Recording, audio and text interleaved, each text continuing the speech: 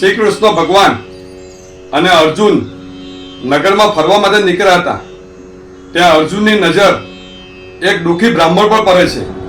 તેથી અર્જુન અને શ્રી કૃષ્ણ ભગવાન એ બ્રાહ્મણની પાસે જાય છે અને અર્જુન એમને 10 સોના મોહર આપે છે.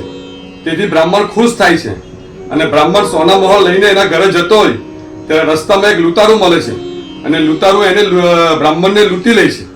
તેથી બ્રાહ્મણ દુઃખી થાય છે. બીજે દિવસે બ્રાહ્મણ પાછો નગરમાં જાય છે ત્યારે શ્રી કૃષ્ણ ભગવાન અને અર્જુન ફરવા માટે નીકળ્યા હોય છે.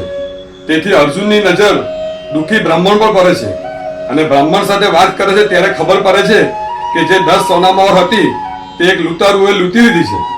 તેથી અર્જુન બ્રાહ્મણ એકદમ જ મોટી કે જેની કિંમત વધારે પડતી મૂલ્યવાન હોય તે મોટી આપે છે.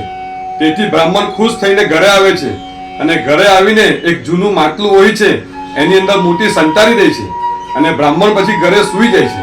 અને તે જ સમયે બ્રાહ્મણની પત્ની નદી કિનારે પાણી ભરવા માટે જ ગઈ હોય છે અને તે સમયે નવું માટલું ફૂટી જાય છે.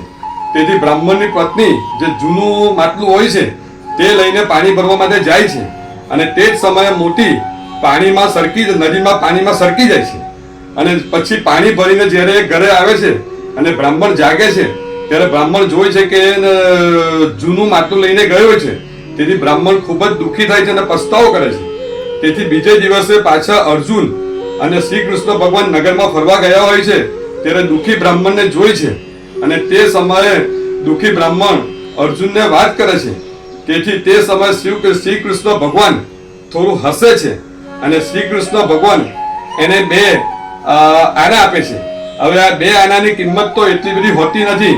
તેથી બ્રાહ્મણને થાય છે કે શ્રી કૃષ્ણ ભગવાન કરતા તો અર્જુન સારા, કે અર્જુને મને 10 સોના મોહર આપી હતી અને મોટી આપી હતી, છતાં પણ એ 2 આના લઈને ઘરે જાય છે ત્યારે રસ્તામાં એક માછીમાર મળે છે અને માછીમાર એક માછલીને લઈને જતો હોય છે.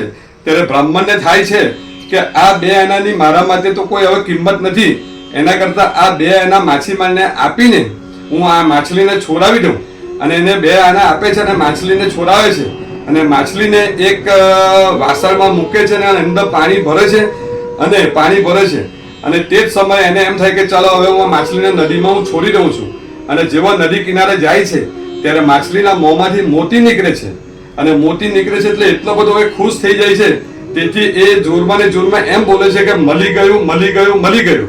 અને તે સમયે ત્યાંથી લૂંટારું પણ એ જ લૂંટારું જતો હોય છે. તેથી લૂંટારુને એમ થાય છે કે આ બ્રાહ્મણ મને ઓળખી ગયો છે અને રાજાને મને સોંપી દેશે.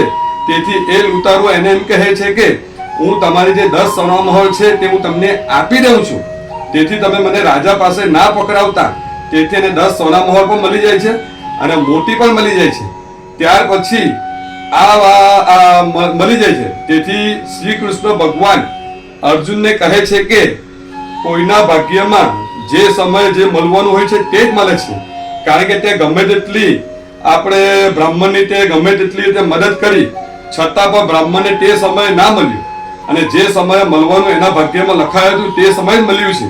તેથી મોરલ ઓફ ધ સ્ટોરી, તમારા માટે કોઈ ગમે તેટલી મદદ કરે પણ તમારા જો ભાગ્યમાં લખાયું ન હોય તો એ તમને મળવાનું નથી. અને જો તમારા ભાગ્યમાં જો લખાયું હોય છે તો ગમે તેમ કરીને પણ તમારી પાસે એ વસ્તુ આવવાની જ છે. રાધે રાધે.